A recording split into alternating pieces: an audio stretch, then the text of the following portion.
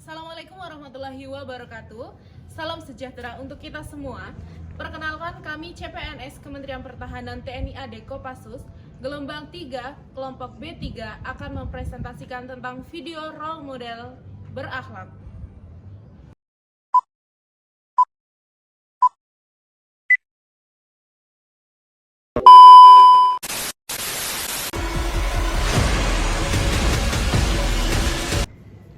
Mengagumi seorang tokoh dapat menjadi inspirasi untuk meneladani nilai-nilai positif seperti integritas, kerja keras, dedikasi, komitmen terhadap kemajuan bangsa. Rasa kagum kami tertuju kepada Bapak Susilo Bambang Yudhoyono atas kepemimpinan dan kontribusi nyata bagi bangsa Indonesia.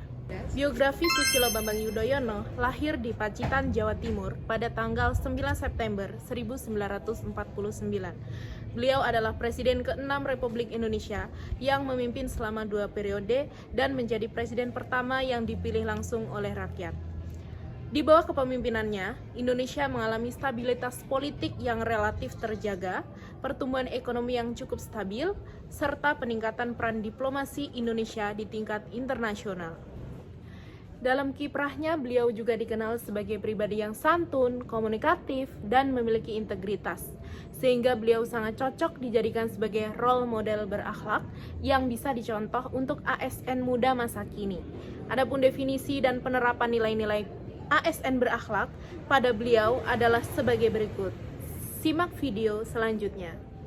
Berorientasi pelayanan adalah melayani masyarakat dengan sepenuh hati. Itulah maksud dari orientasi pelayanan. Bayangkan, sifat tersebut di dalam Presiden RI kita yang ke-6, Bapak Susilo Bambang Yudhoyono, itu sangatlah hebat. Tepuk tangan untuk beliau. Salah satu sifat beliau ini sangat mencerminkan sifat berakhlak ASN sekali, terutama berorientasi pelayanan. Sifatnya yang beliau kepada masyarakat itu santun, hangat, dan bijaksana sekali terhadap masyarakat. Apalagi menjadi seorang pemimpin. Beliau itu adalah panutan kita semua.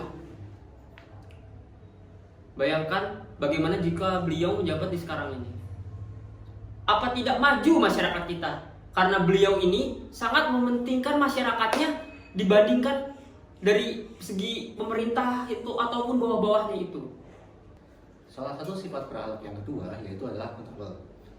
Dalam perwujudan tokoh figur ini, yaitu akuntabel artinya adalah bertanggung jawab atas dan secara jelas dan dapat dipertanggungjawabkan atas setiap tindakan, keputusan, dan penggunaan sumber daya dalam menjalankan tugas dan kewajiban. Salah satu sifat beliau yang tercermin dalam cara beliau menjalankan pemerintahan dengan prinsip transparansi, pertanggungjawaban, dan kepatuhan terhadap aturan hukum. Contoh akuntabilitas dalam masa pemerintahan beliau yaitu 1. Beliau memastikan program bantuan langsung tunai atau yang kita sebut dengan BLT ini tepat sasaran dan dilaporkan secara transparan kepada publik. Setiap penggunaan anggaran dapat dipertanggungjawabkan di hadapan DPR dan PK secara transparan. Yang kedua,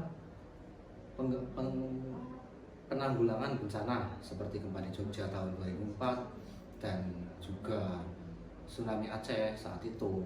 Pemerintah SBY bertindak cepat mengkoordinasikan berbagai lembaga dan memberikan laporan resmi mengenai alokasi dana bantuan serta rekonstruksi pasca bencana.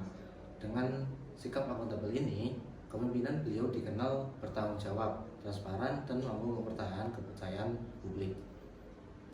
Kompeten adalah meningkatkan kualitas atau kuantitas pada diri. Tapi kompeten ini juga penting kita sebagai masyarakat Indonesia meningkatkan kualitas diri dan mengembangkan bangsa. Contohnya, ada dalam sifat presiden kita yang keenam, yaitu Presiden Susilo Bambang Yudhoyono. Kalian tahu apa saja yang beliau selesaikan? Contohnya seperti isu nasional, menghadapi krisis global 2008 dan krisis global 2012. Beliau membereskan semua itu. Bagaimana pendapat kalian soal itu? Betapa menakjubkannya presiden yang keenam itu. Contoh perilaku kompeten SBY adalah menguasai isu internasional dan isu nasional. Dan SBY berhasil menghadapi krisis global tahun 2008 dan 2012. SBY juga mampu menjalin hubungan dekat dengan para pemimpin dunia. Contohnya seperti forum G20 dan APEC. SBY adalah salah satu contoh pemimpin yang nyata, cerdas, kompeten, dan berani dan sangat bermanfaat bagi bangsa dan negara. Sifat berakhlak yang keempat artinya harmonis. Harmonis artinya peduli dan menghargai serta mampu menjalin hubungan yang baik, kerjasama secara sinergis dengan sama rekan kerja, atasan, bawahan, hingga pemangku kepentingan. Salah satu sifat Bapak Presiden kita yang keenam, yaitu Bapak Susilo Bambang Yudhoyono, tercermin dalam sikap harmonis. Karena Bapak Susilo Bambang Yudhoyono mampu membangun hubungan baik dengan para menteri dan para pejabat negara, bersikap terbuka, menghargai pendapat orang lain, dan memfasilitasi rapat yang konstruktif dalam rapat kabinet. Bapak SBY juga mampu menjalin hubungan harmonis dengan partai politik dan DPR karena beliau bisa menjaga komunikasi yang baik dengan berbagai fraksi di DPR, termasuk yang berseberangan untuk mencapai kesepakatan dalam pengesahan kebijakan penting. Dan yang paling penting, Bapak SBY sangat menekankan nilai gotong royong dan kolaborasi. Bapak SBY juga mendorong kerjasama lintas sektor, misalnya antara pemerintah pusat, pemerintah daerah, dan masyarakat, sehingga program pembangunan berjalan lebih efektif dan harmonis. Terima kasih. Berakhlak yang kelima adalah loyal, setia dan berdedikasi terhadap negara, mengedepankan tugas dengan menempatkan kepentingan bangsa dan negara di atas kepentingan pribadi atau golongan. Adapun sifat loyal pada Pak SBY adalah setia pada konstitusi dan pemerintahan yang sah. SBY menegaskan prinsip netralitas pemerintah dan selalu menghormati sistem demokrasi. Misalnya, beliau menjaga proses transisi kekuasaan yang damai saat mengakhiri masa jabatannya pada 2014. Meski ada tekanan politik atau godaan untuk memperpanjang pengaruh partai atau kepentingan pribadi. Selanjutnya, dedikasi dalam penanganan krisis nasional SBY saat menghadapi bencana besar seperti tsunami Aceh 2004 dan gempa Yogyakarta pada tahun 2006. Pak SBY menunjukkan loyalitasnya dengan menempatkan kepentingan rakyat sebagai prioritas, mengerahkan seluruh sumber daya pemerintah untuk penanganan dan pemulihan rakyat tanpa memikirkan keuntungan politik pribadi. Kemudian, Pak SBY juga menjaga stabilitas politik nasional dan selalu mengutamakan kepentingan bangsa dan negara di atas kepentingan partai atau individu.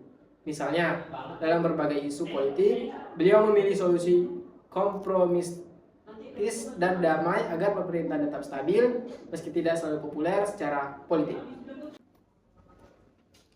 Kemudian nilai berakhlak yang keenam adalah adaptif, artinya mampu menyesuaikan diri dengan perubahan lingkungan, teknologi, aturan, maupun situasi kerja, serta mampu berinovasi untuk menghadapi tantangan baru. Adapun sifat adaptif dalam masa pemerintahan Bapak SBY, salah satu contohnya adalah Pak SBY mendorong penggunaan sistem elektronik untuk meningkatkan efisiensi birokrasi, mempercepat layanan pengelolaan data pemerintah online di kementerian dan juga lembaga, sistem pelaporan keuangan dan anggaran online, sehingga monitoring anggaran lebih transparansi dan akuntabel. Selanjutnya ada layanan publik digital. Beberapa layanan publik mulai memanfaatkan internet dan sistem online, seperti layanan perizinan dan informasi publik, agar masyarakat dapat mengakses informasi tanpa harus datang langsung ke kantor pemerintahan. Dari contoh-contoh tersebut terlihat sekali bukan bahwa masa pemerintahan Bapak SBY memiliki kemampuan untuk menyesuaikan diri dengan perubahan dan tantangan baru serta mengambil keputusan yang cepat, tepat, dan efektif demi kepentingan rakyat dan negara. Terima kasih.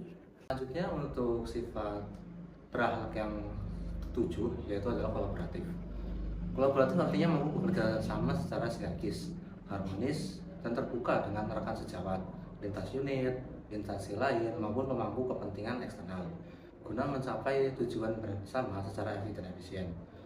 Contohnya pada kepemimpinan beliau yaitu kolaboratif sebagai pemimpin, yaitu kerjasama lintas kementerian dalam program pembangunan infrastruktur dalam pembangunan proyek strategis nasional seperti jembatan Suramadu di Madura dan juga jalan tol Trans Jawa. Beliau mendorong koordinasi antar kementerian, pemerintah daerah, dan pihak swasta untuk memastikan proyek berjalan lancar dan tepat waktu. Selanjutnya, kerjasama penanggulangan perubahan iklim internasional. Beliau mendorong kolaborasi internasional dalam isu lingkungan, termasuk pengurangan emisi dan juga pengurangan deforestasi. Bekerja sama dengan PBB untuk menjaga hutan Indonesia sekaligus mengurangi emisi karbon. Dalam kasus-kasus ini terlihat bahwa beliau menekankan kolaborasi internasional yang strategis, harmonis, dan saling menguntungkan, sehingga kepentingan nasional tetap terjaga sambil memperkuat posisi Indonesia di tingkat global. Terima kasih. Sekian pembahasan dari kami. Mohon maaf jika ada kesalahan yang kurang berkenan di hati. Wassalamualaikum warahmatullahi wabarakatuh. Dadah. Bye bye.